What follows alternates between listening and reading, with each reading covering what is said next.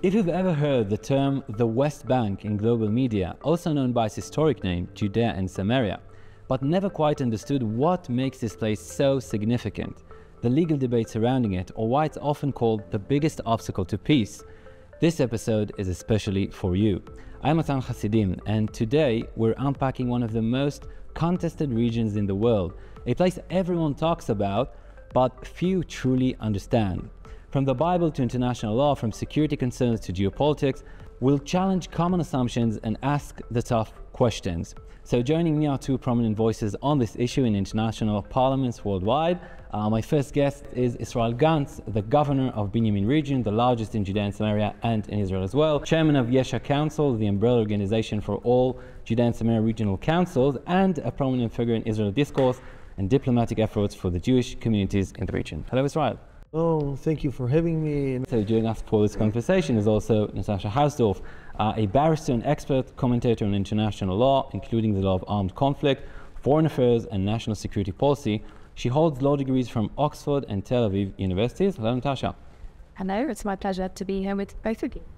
So welcome to you both. Let's dive right in. Natasha, let's start with you. So in international discourse, it's commonly claimed that Judea and Samaria are occupied territories by Israel, and that the Palestinians here are living under Israeli oppression, which prevents the establishment of a Palestinian state and the resolution of this conflict. So just to set the record straight, could you clarify for us the legal status of Judea and Samaria under international law? Well, there's a great deal to unpack just in that a few sentences that you gave, but ultimately the status of the territory, the underlying status, hasn't changed since Israel declared independence in 1948. And there is customary international law that tells us what a default rule is for the borders of newly emerging states, which I'm sure we'll come on to, uti possidetis juris. But that really meant that the borders that Israel was established with were those of the pre-existing administrative boundaries of the British Mandate. And then since we haven't had anything to change the status, the underlying status of the territory, what we have had, of course, is the introduction of a Palestinian autonomy here in areas A and B through the Oslo Accords. And that came off the back of a temporary administration that Israel instituted in 1967 when it recovered that territory.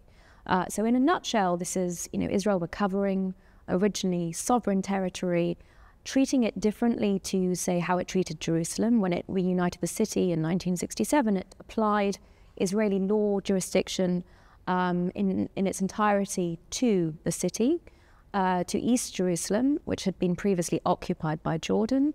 But in relation to Judea and Samaria, the West Bank, that temporary administration that existed from 1967 has been maintained with some alterations, in particular the creation of areas A, B, and C. But the notion of occupation is a misnomer here. It is something that I have discussed at great lengths with politicians all over the world, and usually the response I receive is we use it as a political term. This is the diplomatic terminology that we have chosen to adopt, and it is deeply troubling to me that this is ostensibly a legal term that is being misapplied and in some ways abused in this context. In several of your talks, I've been hearing you talking about the comparison between the situation here in Judea and Samaria and the situation of the war in Crimea between Russia and Ukraine. Can you elaborate on this a little bit? Of course, it's a direct parallel in many respects, because Ukraine's borders also followed uti possidetis juris, and that is why there is a general consensus that Russia has occupied Crimea from Ukraine, because never mind the makeup of the population or the demographics, uti possidetis juris determined that Crimea would be part of Ukraine upon Ukraine's formation. But if in the current war, Ukraine were in a position to recover Crimea from Russia, in the same way that Israel recovered Judea and Samaria and East Jerusalem from Jordan in 1967, I can't imagine anyone claiming that Ukraine were occupying Crimea from Russia. And we need to be very careful about calling out these blatant double standards or even inversions of international law, because you cannot have general universal international law and an exception for a country you don't like very much or you have some sort of political or ideological opposition to. That's not how any respectable legal system can work. So follow up this, there are also the apartheid claims often made against Israel's presence in Judea and Samaria, which may be influenced in part by the attitude of international legal institutions towards Israel. So what is the actual legal status of the Palestinian population in Judea and Samaria? Well, they have an autonomy, they have self-governance, they are supposed to be voting for their representatives. This is not something, unfortunately, that Israel, or fortunately, depends what side of the political divide you're on, it is able to influence. Okay, so Israel, turning to you now, you heard Natasha on the legal status of the land. From your perspective, where does the Jewish right to live here comes from? So we have to start with the place that we're sitting right now. Here it's called Ma'avar Michmash. Most of the biblical stories happen here in Judea and Samaria. You can find our footsteps of our forefathers, and you know, any top hill that you arrive, any path that you walk through, you find where I live. I have an ancient Jewish mikveh, water that the people go, they went to the water on their way to the temple, and our rights here, for me, started when God led us here into the state of Israel. We went for a long exile, we came back, and we went for exile again, and we came back, and we're coming back. And after exile, we all know about the decision that gave the Israeli the right to build a state here in the state of Israel. And we all know that we had been attacked in the Six-Day War. So our roots in 1967, in 1967, right? Yeah. So our roots started here thousands of years ago. We are the only Jewish state over the globus, over the world. And I want to tell you, I host here many guests from all over the world. You know, when they see signs for our history, like Patriarchate, holy places, they all understand. You can see our roots here, historical roots here in Judea and Samaria. So for us, it's an equation. We came here, and we're here to stay. Right. So just following this, how do you respond to the argument that we can hear a lot of that says something like, okay, I respect history. Many nations have historical rights to various places, but history is history, and in the end, there are Palestinians living here, and we must confront this reality. Something like this. So we have to divide between the law and between the facts that we have here. So if you ask me about our roots, I think I told you about our roots, and more of that, we're not talking about people. Today, you don't ask me about the people that live here, that they can live here. Today, you ask me who will govern this area, who will lead this area, and it's a different question. You know, I can be Israeli, I can live all over the state, but I will not have my own state. I will be hosted by people there. Now, this state was called Palestine when my grandmother had their first ID. She's Israeli, and the Israeli printed Palestina.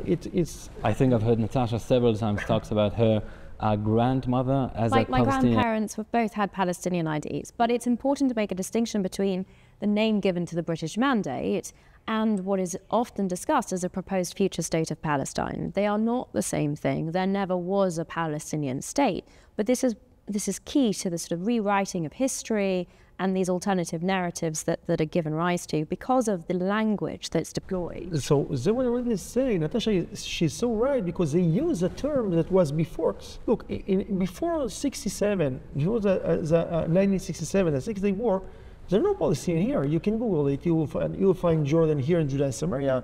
You will find Syria in Golan Heights. You will find Egypt till Ashton. Is there no? Where is they? You only have to Google it.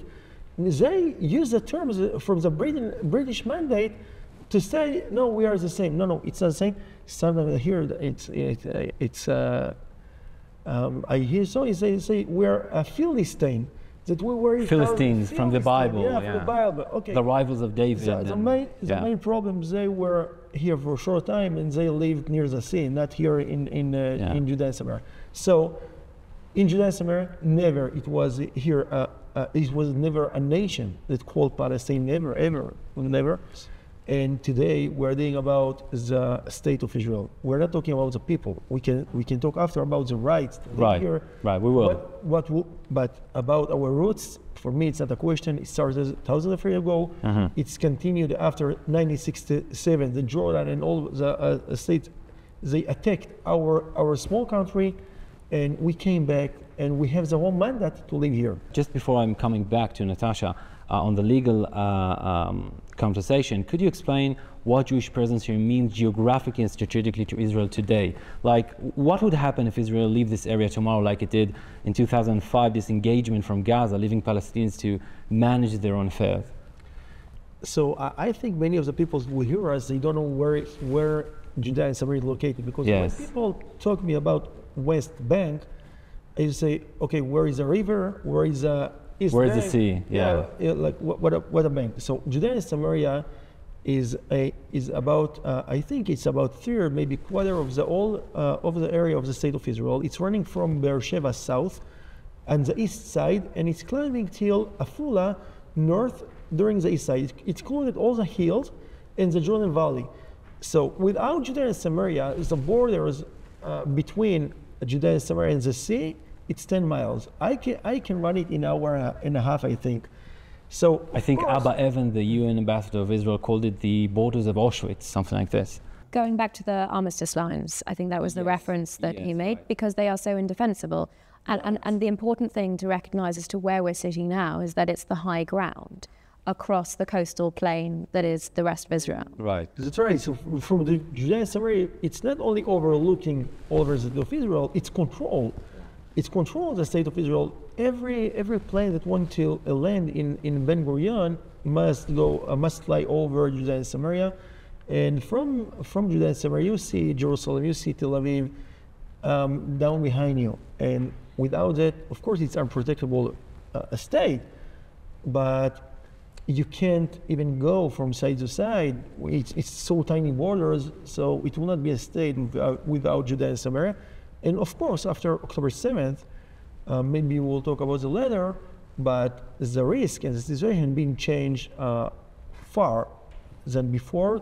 So today, I think there is no ability for that. So when people want Israel to just leave Judea and Samaria, it's just another weapon to eliminate Israel eventually, something like that, maybe. For me, when people talk about leaving Judea and Samaria, they're trying to say we don't want a Jewish state in the globus. This is a meaningful of the sentence, and I don't know if you want to speak after the later, because it's not about a political issue. But when I hear people marching from the river to the sea, we have to understand they're not talking about Judea and Samaria. That because the river to the sea, it's all of the state of Israel. Right. They say we don't want you here, guys. Natasha, you want to add something to it? Well, one of the reasons I think that the reference to Auschwitz borders is so relevant is that it is ultimately rendering Israel indefensible. You ask any military expert, and you have to be here to properly appreciate the geography, the tiny distances that we're discussing in this area, and the high ground and the strategic importance of where we're sitting at the moment. It renders Israel indefensible, and it makes it irresistible to those surrounding states who do seek the annihilation of Israel to attempt it over and over again. I mean, we hear in their rhetoric constantly that this is their desired aim. Something like that creates a set of, I'm afraid, irresistible circumstances for them to continue to achieve that aim.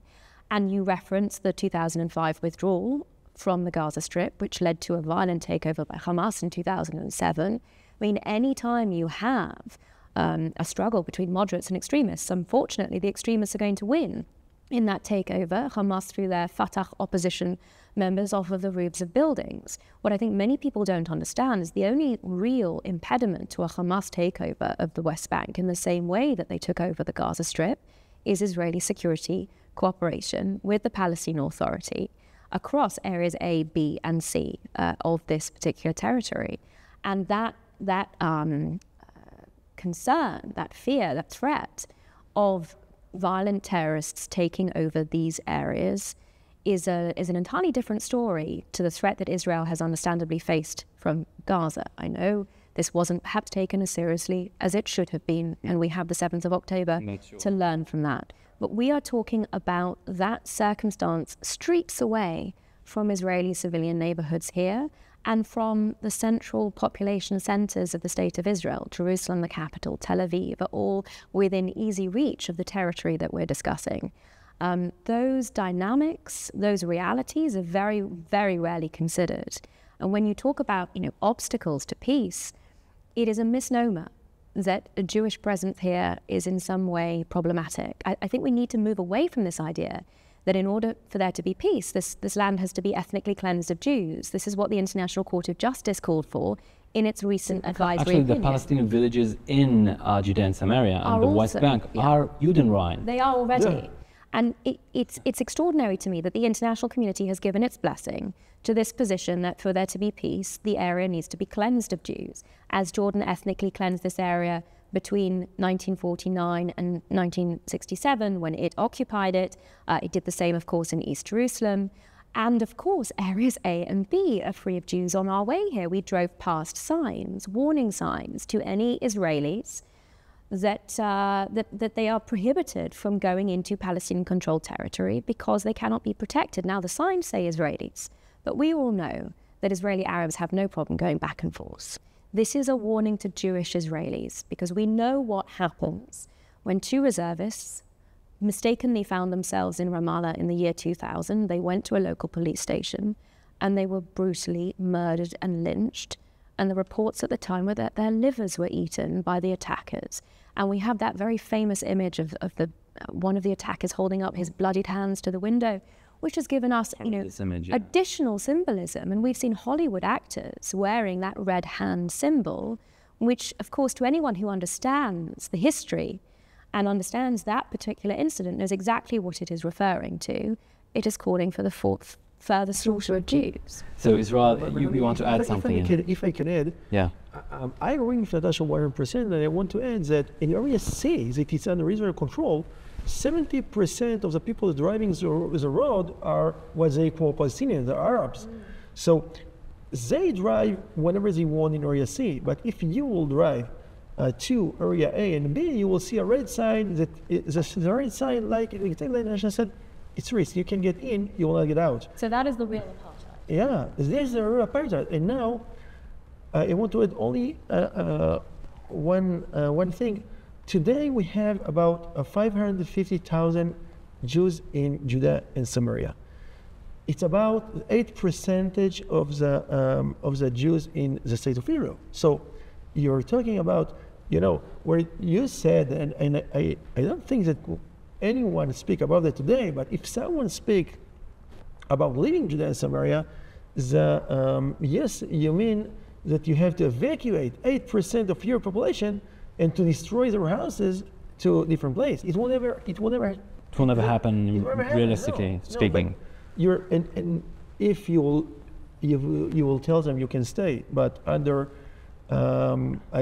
different state, so you have your citizen and you risk your citizen by bringing another, I will say, states to control their life, and not a lovely state. So you talked about 70%. After October 7th, surveys showed that a significant rise in support for Hamas among Palestinians in Judea and Samaria, with some polls indicating up to 70% support. So could you also describe, for people who doesn't know... You are wrong, it's 86%. 86%, there were several surveys, okay. So could you also describe the daily security challenges faced by Jewish residents in the area, just for people who doesn't know?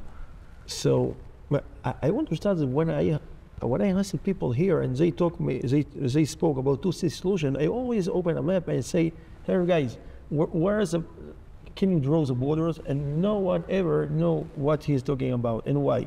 Because today we live mixed together. You can see Israel community with the Arab community, you cannot separate. And on October 7th, when I heard and I saw the first the missiles began, I understood the risk that we're just get in, because, for example, if you will take Psagot, a town that I live in, I think you live too, the distance between the last house from Psagot and the first house from Ramallah is 40 meters.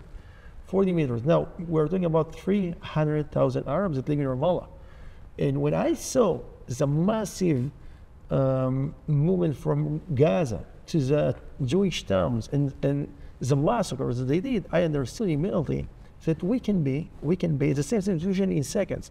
So I gave an order at 7 a.m. just after the war began for our first response team to run to the fences and to protect our communities. Wow. And now it's very interesting, I think, fact that every Jewish community in Judea and Samaria has something to protect the people, fences, radars, camera, whatever. And you will not see any Arabs with surrounding by something because we're afraid from that. We faced many terror attacks. Unfortunately, here in Binyamin, we have too much that I had to arrive and see. I can share one of them that when I arrived to Ali in one of the terror attacks, the gas station, first time it was 4 youth. They were eating hummus, and they were murdered by like terrorists. We can't understand how cruel can it be, but. And after 8 months, it was a second terror attack at the same place. And when I arrived, I saw one of my friends. He bought my own house, and I bought him. We changed houses. I want him bleeding on the floor. And I had to manage the situation to understand that there are no more terrorists to protect the communities. Till today, we're talking. Last week, I spoke with the Major General of Central Command. He came to my office, and he reported me that till today the army killed in Judea and Samaria 1,300 terrorists in terror attacks. 1,300 Yes. that attacked people, and the army blocked them and arrested more than 15,000 terrorists. It's a huge amount. And I saw by my eyes, I saw them marching and screaming, "Let's kill the Jews, the murder." We saw, we heard, and we have many videos. We hear the mosque screaming, "Now it's our time. Let's go," because they get a motivation from Hamas in Gaza. Fortunately, we can hear something like that in elite universities in Europe and the UK. So to Natasha, just a small question. You explained earlier why, so it's not an occupied territory and the principle of occupus juris and all this. So why is Judea and Samaria still widely labeled as occupied or disputed? Are legal experts simply unaware of this? It's a good question. Look, I think ultimately there is a political agenda here. And this is a world, the international legal practice is intimately connected with the legal academy. And there has been a concerted effort, I think, for many decades to influence the legal academy, and we have seen the sort of weaponization of international law as a result. And you have legal terminology that is being inverted. You know, occupation is one example, but you also have ethnic cleansing, colonialism, apartheid, as you mentioned, genocide. Now, all of these terms have been entirely inverted. People talk about, you know, anti-Semitism as essentially projection of one's own sin onto the Jews. And here we're seeing a slightly different manifestation of it. I think it's blaming the Jews for the crimes that have been committed against them. So, you know, Jordan's occupation of Judea and Samaria and East Jerusalem. We have, you know, the ethnic cleansing of the Jews that occurred up until 1967. Of course, there was ethnic cleansing of Jews from the surrounding Arab world.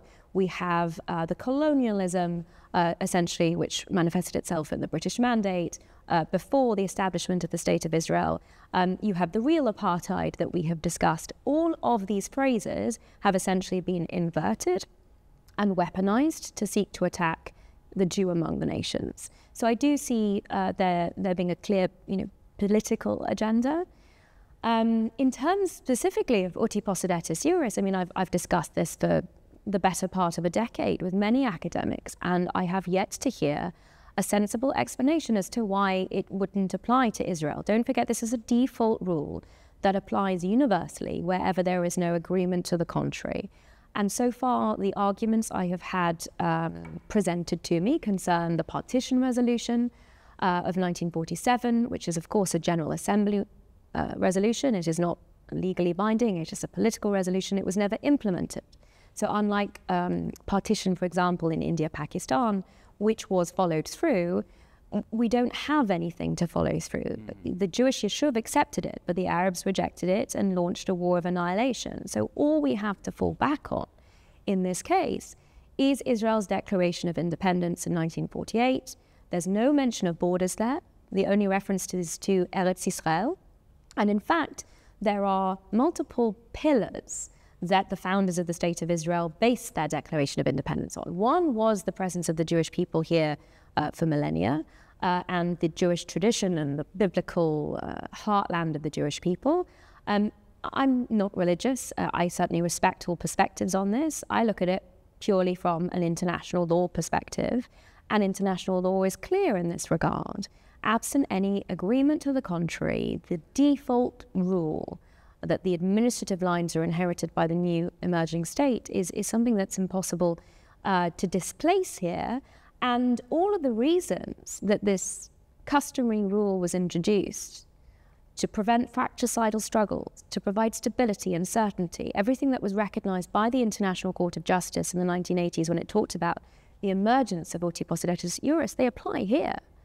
And it's the attempt to erase the proper application of international law here, which has led to all of this strife, uncertainty, and unfortunately the perpetuation of the conflict. Small question about this, a fundamental question on Israel's advocacy. So given that many of our allies, especially in evangelical Christian circles in the United States, the Arab countries like UAE, even India, are essentially religious and increasingly view international law with skepticism like Israel, should Israel adopt more religious claims for its right to Judea and Samaria, like you've heard Israel does, or would this risk alienating secular audiences like in Britain or Western Europe? I don't see them as mutually exclusive, frankly. And I think we need to draw a very clear distinction between real international law and imagined, misrepresented, weaponized international law. Israel is not in breach of international law here. On the contrary, international law militates very strongly for, the logical outcome, the practical, solution. And it's important that we're clear on its application as a starting point. I mean, it has been recognized by, all sectors of Israeli society that ultimately there will have to be some political resolution here. Ideally, that comes from bilateral or multilateral negotiations. It's very difficult to negotiate with people who simply seek your demise, but we hope at one point that if you deal with the real root causes of this conflict, indoctrination to terror, incentivization to terror, ultimately you may come to a point where negotiation to some political resolution is possible, but that can only be done on the basis of real history, real international law, and an acceptance and acknowledgement of the realities, not an inversion of international law and a false narrative, which I think it's important to have opportunities like this to really break down where the notion of exclusively Arab Palestinian national identity came from. If there are those Arabs living here that wish to identify as that today, they should have every opportunity and right to do so. But that does not afford an opportunity to rewrite history. Let's talk. You had something to add, Israel. Yeah. I think one more thing, that if you will drive and you will have Jordan and Lebanon, you will find the refugees camps that's called Palestinian. So they keep a refugees down without giving them a citizenship. Part of them from since 48, from 67. Now they live there and they're not here. And where they are talking about the rights to come back, they're trying to solve their political issue there by using the situation here to solve their problem. There is no other reason for the fact that they don't give them citizenship. They live there for decades. Right. And one more thing about the international law.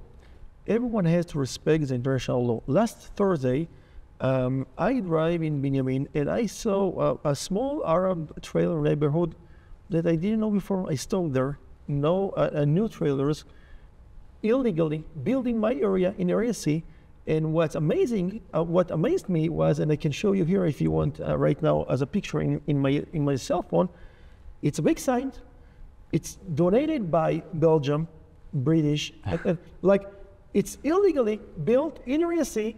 And you put your sign, we put it here. So I can't understand that.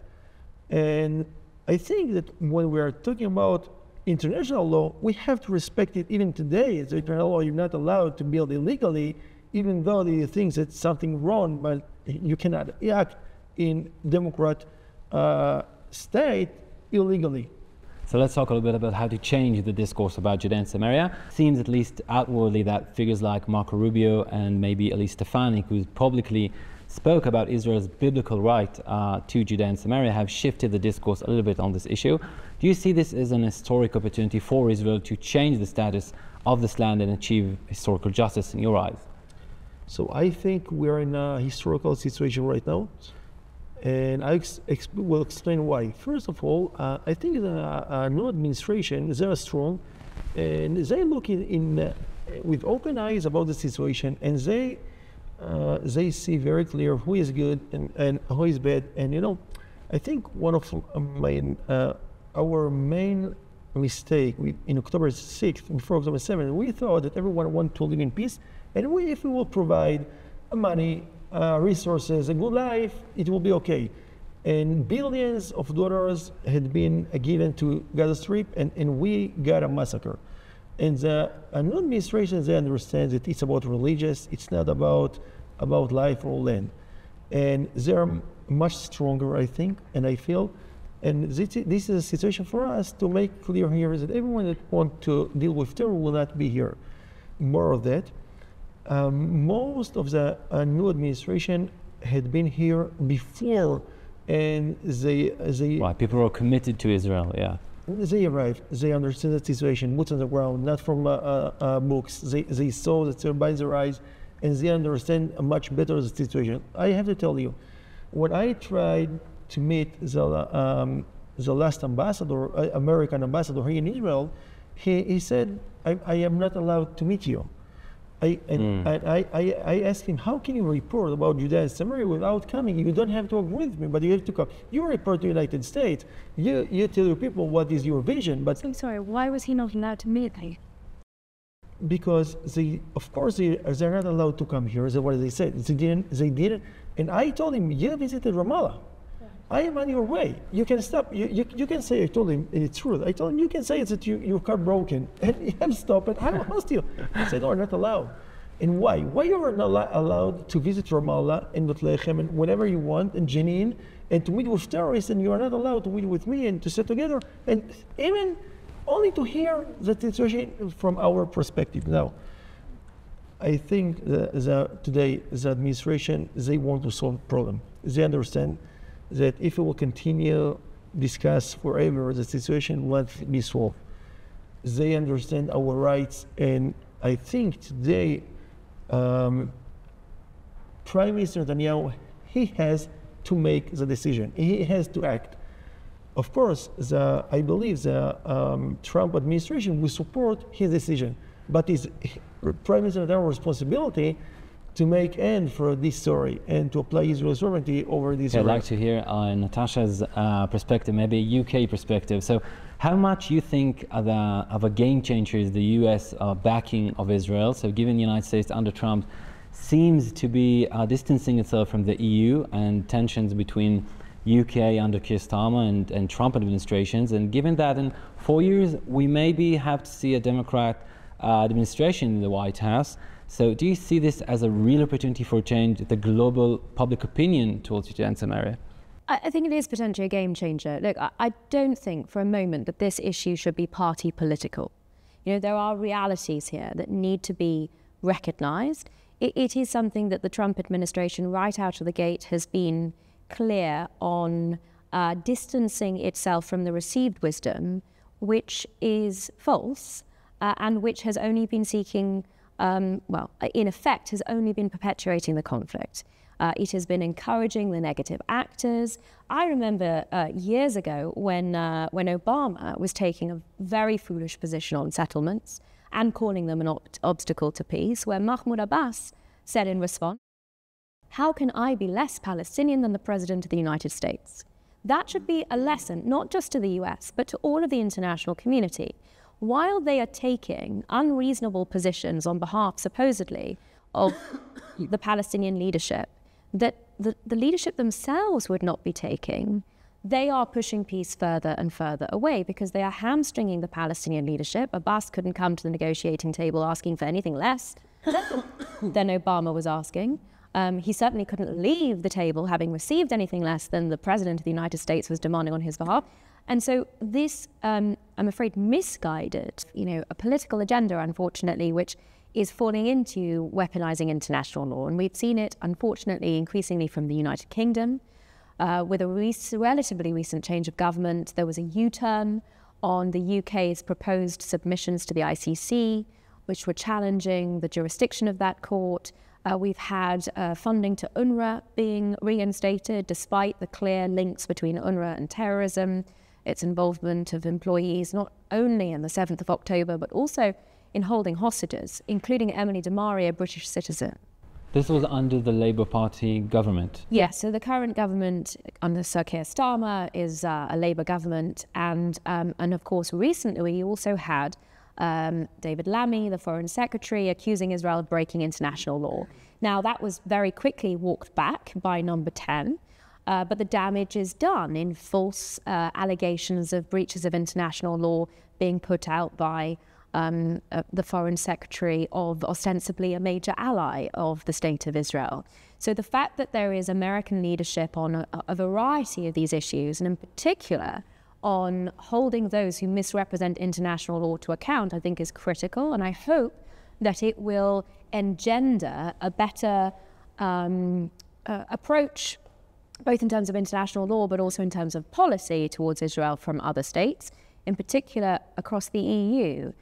When Israel was talking about actual illegal building in Judea and Samaria, it's absolutely right that a great deal of that funding comes from the European Union.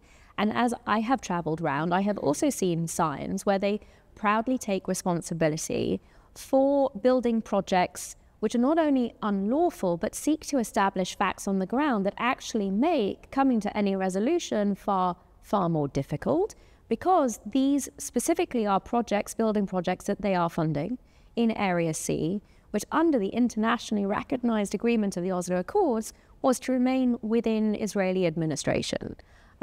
Any movement away from that sort of political agenda, which is pushing peace further away, should be welcome. Support for Israel, at least from the Republican side, is largely driven by Christian evangelical beliefs. Some Jews view this support as some kind, of a skeptical view. How do you see it? I can understand a skeptical view because they believe in what we believe. They believe the Bible, they read the Bible. And in a religious perspective, everyone that opens the Bible, the truth is very clear. They understand, I used to use this term, Jews belong in Judea. And it's very simple. When you open the Bible, you see Judea, you see Samaria, you read about the Jews. So for me, I think a very deep partnership with them. We share the same belief in many issues. And of course, here in the state of Israel, the facts for them are very clear that we are here, we came after exile, and they know exactly as a history. I think what Natasha said, it's not only because of religious side, because of religious, they know the history. And the historical side, for me, it's going with the religious perspective. Yeah. So I think we have a very deep partnership, and I really appreciate that. You recently made a historic visit to the UAE. Correct me if I'm wrong, is this the first time a governor from Judea and Samaria has been officially received by an Arab country? As I know, you're right. So look, if we will look at the world before the 79, so Iran was one of the best friends of Israel. Iran, before the Muslim Brotherhood for the revolution in 79, in 79 in Iran. Yeah. And I grew up in Hebron when I was a child. I had many Arab friends. Today we grew into a situation that we have to fight each other. But I think they understand that the Muslim Brotherhood risks them much more than us. They are neighbors of Iran, and they see what's going on in Syria, in Lebanon, and even in Egypt. And they want to build a better future for themselves. And I think that everyone that want a better world and prosperity, real prosperity, so we have a common way to do that, and by building partnership, not terror. And I think they understood that. I was very surprised in this visit. They really believe in peace, and they really believe that we can change the situation. I found there, I think, big friends for the state of Israel. And I think we will see as Abraham Accords will be expanded, because there are more countries that they understand it's about their future. And if I can add something for Natasha, when I'm looking at UN, at Europe, and in Britain, and I saw what's the Palestinian support. They support Palestinians. What happened to them? I can understand that different countries say we don't want to deal with Palestinians. We want a better future. So it's interesting because on the one hand, the Abraham Accords enabled your visit to the UAE. On the other hand, could the continuation of the Abraham Accords process with Saudi Arabia or other countries harm Israel's chances of application to do the application of Israeli law on Judea and Samaria? You're right, but I think we have to find the real story. The real story, it's not about, they don't care about the land here. They care about the people. And if we will bring a solution that will help them to show the whole entire world, the whole Arabic Muslim world, that they support the people here by bringing a big invest in improving life. Today, look, they pour billions of dollars to Gaza, and they saw what happened. So if we will try to find together a project that will build here a real prosperity, for me, we can build industrial zones, we can build a better school, universities, factories, whatever they can do here to improve their life, they will be in.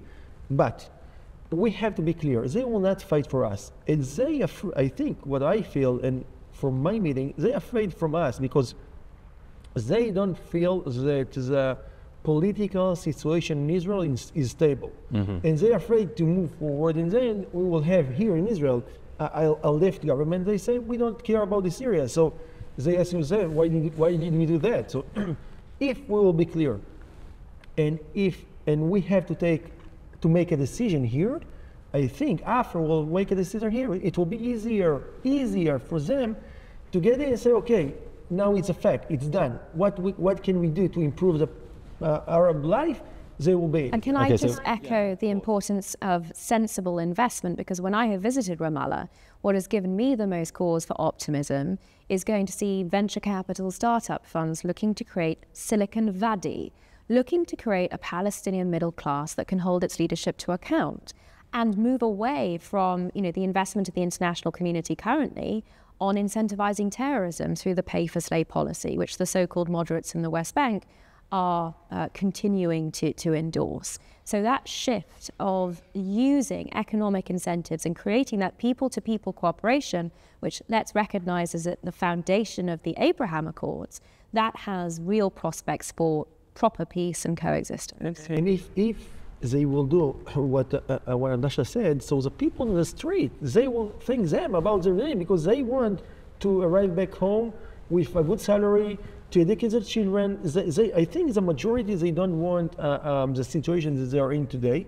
They support Hamas, but if we will give them a very good option, I think they will be. Let's talk about what's going to happen if they're not going to do what Natasha has actually said right now. So regarding Trump's migration plan for Gazans, there are reports that Egypt might be willing to take in up to 500,000 Gazans. I'm not sure about how reliable these reports are at the moment, but if Trump's proposal, whether implemented or not, has put this idea on the table, do you think it's time to suggest a similar solution for Arabs in Judea and Samaria?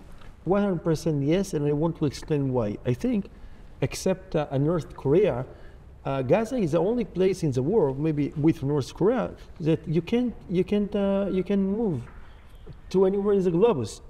Hamas won't let Palestinians leave the Gaza Strip. They don't let them but the international community won't let Palestinians they leave don't the want Gaza them. Strip. And Egypt closing it. We are talking about Israel. We're not talking the world. They are not talking about the Egypt. They have border with Gaza and it's closed. They don't let people leave. And that's contrary to international law and Egypt's obligations. And I've been saying this from October 2023. I'm very glad to see these reports, and I hope that there will be more pressure put on Egypt to accept refugees, Palestinian civilians fleeing civil disorder, in accordance with its obligations, treaty obligations under the African Union Convention on Refugees. That the fact that we've had so few people calling Egypt out on that for the last 17 months is just extraordinary to me. Sorry. Yeah, so I agree. So for me, when I have been asked about this question in the world, I said, look, Trump never spoke about force people to leave.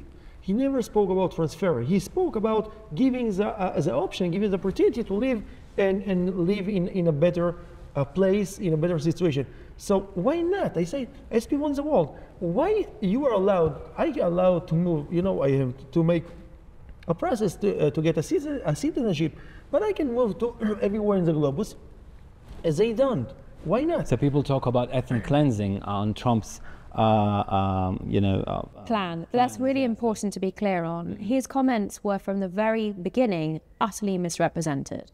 And I've been challenged on numerous occasions with the suggestion that Trump was talking about ethnic cleansing or forcible movement of people. I've reviewed very carefully what he has said publicly in every opportunity, and I have never heard the president use the term forcible in any way. I think Israel is completely right that he was talking about the option of Palestinians to leave a war zone, and it's utterly remarkable that the country is being held to, that Palestinians uniquely need to be prevented from leaving a war zone so that they are continued to be used as political pawns, let's face it, in a process which is a continued war against Israel. We've heard Israel, I think he tears a mask over the faces of the people. They say they care about the people in Gaza, because if you care about them, give them the opportunity, they have to choose. But if they want to leave and you don't let them leave, so you don't care about them, you care to build a bomb here that will explode here at the next time again. You've heard Israel talks about against the idea of two-state solution. What is your take on it? It never struck me as a solution, for starters. And if you look at Arab media, what the Palestinian authorities, the so-called moderates, say on their own television, they are clear that this is simply the platform from which they will continue a war of annihilation against the rest of Israel. From the river to the sea. From the river to the sea. And the notion of a crazy person, right, is to do the same thing over and over again and expect a different outcome. We have to learn from history. We have to learn what the withdrawal from 2005 from Gaza led to. We have to understand that you cannot snap your fingers and expect there to be a solution, that ultimately, and I mentioned this before, the perpetuation of this conflict is coming from indoctrination to terror, because kindergarten children are being taught that the highest calling in life is to slaughter as many Jews as possible, and incentivization to terror through the pay-for-slay policy. Unless you grapple with that, all you will do in supposedly creating a state for Palestinians is create a further terror enclave. And we have the proof of that pudding in what happened in Gaza. Now, this is not an overnight fix. This takes a generation at least. Moses walked the Jews through the desert for 40 years. That generation needed to change from being slaves in Egypt to being, in biblical standards, a free people. And that is what needs to happen here. So it has to start with education. It has to start with economic opportunities and cooperation. It is never going to come from some sort of tick box scenario or a handshake in the Rose Garden of the White House where you say, now there are no more problems, this is the solution, this is done. Quite apart from that, the obsessional focus on this notion of a two-state solution is doing untold damage to prospects for peace, because this is certainly not a solution. It is just an opening to further terror, unfortunately for the reasons I've described, but it precludes there being any reasonable discussion over alternatives. And this notion that it's either a two-state solution or a one-state solution is also a complete misnomer. We need to be working towards the betterment of the lives, of the standard of living for both Palestinians and Israelis, and we need to be very clear about what already exists, which is a Palestinian autonomy and self-governance. Self-determination exists for the Palestinians, both in the West Bank and in Gaza, and as I say, unfortunately, we've seen the result of that. Self-determination does not give you a right to a state. If it did, there would be hundreds more states. You know, for sure, the Kurds would have a state. And there is a very famous, Canadian Supreme Court decision, re the secession of Quebec, which is clear that peoples need to self-determine within existing territorial frameworks, and territorial integrity, and here the territorial integrity of the state of Israel, is critical. So when you take all of that into consideration, and you recognize the harm that this obsessional focus and being utterly wedded to this two-state delusion, as I've heard many people referring to it, we really need to break out of that paradigm in order to pursue realistic alternatives. Israel, when you speak of applying sovereignty over Judea and Samaria, what does this actually mean in practice, and what would be the future for Arabs in this area? So I will raise some example, and it's amazing. When if you want to buy a land here, where we're sitting, you are not allowed, because the Jordan law is applied here, and according to the Jordan law, only Jordanians can buy a land here. So Israeli or Jews cannot, maybe if they're Jordan citizens, as only Jordan citizens can buy a land here. So of course it's influenced market housing, because you don't have enough land. And when I go to Prime Minister and the Minister, I want them to invest here in infrastructure, expanding road, electricity system, whatever. So they ask themselves, hey, why don't we be here? We have to invest more, because if it were not ours, should we invest here? And more of it. Maybe they say we want to invest, but they're not must invest. And when it's yours, so you have to take a responsibility. And I used to say, everyone here, that applying Israeli law here, it will bring a better life for everyone here, and also for the Arab, because the state of Israel will must expand the road, invest in industrial zone, right, invest in all a health system. So everyone that share this place will have a better life here. So for me, it's arrived to every personal life. I can bring hundreds of examples, and it doesn't matter who live here, Arabs or Israeli. It will be better for everyone. I want to add one more thing that it's very important. Terror has a home. They think that by terror they will remove us from here. Applying the Israeli law will say very loud and clear for everyone here, we're here for stay. You don't have any reason to use a terror. I believe that if it will be here a Palestinian state, it will risk all the state of Israel. Applying the Israeli law will prevent this risk. And I think that if we will apply Israel law, we will see here less terror than we have today. Great. So You disagree? No, I think I would perhaps add to that, that for different reasons and for very practical reasons, the temporary administration that has lasted since 1967 does lead to difficulties here. You have a mishmash of different law, Jordanian law, some of it is even Ottoman law in terms of the administration of land. You've got British mandate law. Then on top of that, this temporary administration that Israel has instituted, and it is desperately confusing, but it's also very problematic practically for the everyday life, Jews and Arabs living in this territory. So there is every argument for the regularization of the situation with the application of Israeli civil law to Area C, which is of course envisaged through the Oslo Accords as remaining within the Israeli administration. There shouldn't be anything controversial about that. And yet when we saw a previous government institute these proposals, it was immediately misrepresented. The word annexation was falsely used with respect to these proposals. And there was fierce opposition from the international community, which betrayed a complete lack of understanding as to what was being discussed. And again, that misinformation, misrepresentation, and sort of grandiose. So this is ultimately a further example of the grandstanding by the international community harming the interests of both Jews and Arabs living here on the ground. Let's talk a little bit about the discourse in Israel about Judea and Samaria. One of the most striking things for me was the campaign supported by left-wing Israeli figures well known around the world, like the journalist Ryan Bergman and the historian Yuval Noah Harari, that has fueled the settler violence narrative internationally. How do you view the role of the Israeli left in promoting the occupation narrative we talked about and the delegitimizing Israel worldwide? And how can we expect this narrative to be taken seriously abroad when Israeli left-wing organizations and even some Israelis promote the idea of occupation? It is a serious problem.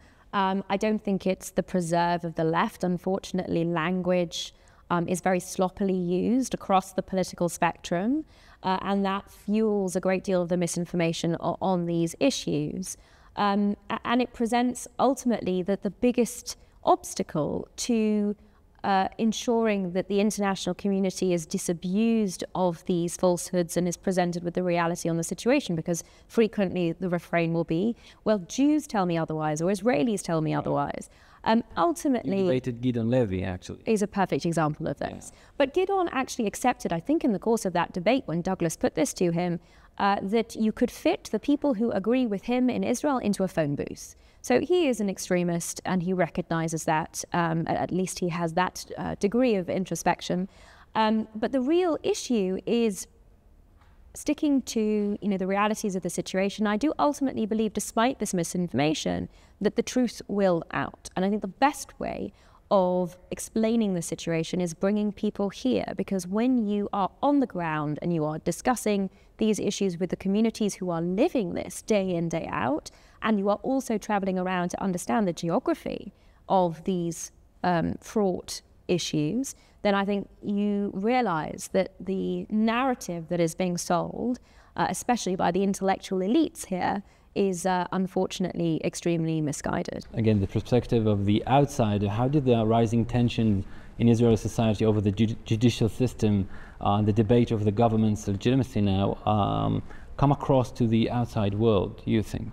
Oh, extremely badly. And it has damaged Israel's reputation internationally hugely. Again, unfortunately, this is, to my mind, as someone who has followed the debate around the need for judicial reform for some years, I'd say the better part of a decade, also recognizing that there was broad political consensus before the last election about what reforms were necessary, seeing that debate be hijacked in such a fashion and used not just by Israel's detractors, but I think also those who were swept up in this, essentially to badmouth Israel abroad and propagate and perpetuate those sorts of misrepresentations about it, is extremely distressing.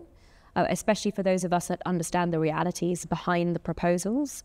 And everything we've seen over the last 17 months of the unity that these horrific circumstances have engendered, I hope will continue. I know many people are suggesting that the divisions are poised to return, but one can only hope in these sorts of circumstances, I think. So let's end with a hope. With Passover approaching, holiday of freedom and the journey to the promised land, as Natasha said, how do you see the future of Judea and Samaria in the coming years, and maybe how to change discourse about Judea and Samaria? So we're working hard to use the situation that we have today as opportunity we have today to apply the Israeli law over this area. I really hope that we will see it.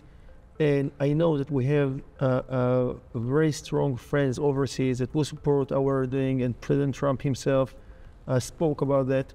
And I'm a believer, and I believe in good. And today we're facing very challenging time and a situation. We're in a war.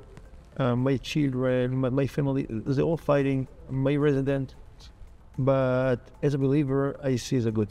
And I see as the full size of the water with the cup, and I see we will have a very good future. And I hope we'll sit here next year, and we'll speak about the future. But it will not be sovereignty. It will be it's the next step. I don't know what it will be. It will be much better. So I would like to end this conversation on Judea and Samaria with the quote of a 19th century French writer and thinker, René de Chateaubriand. Visited desolate Jerusalem during his journey through the Middle East, and after seeing the Jews there, he wrote with astonishment these words: "These people have seen Jerusalem destroyed 17 times, yet nothing can discourage them from raising their eyes to Zion. If there is anything among the nations marked with the stamp of the miraculous, this is that miracle." end quote. Natasha Hausdorff, Yisrael Gantz, thank you very much for joining me. Thank you.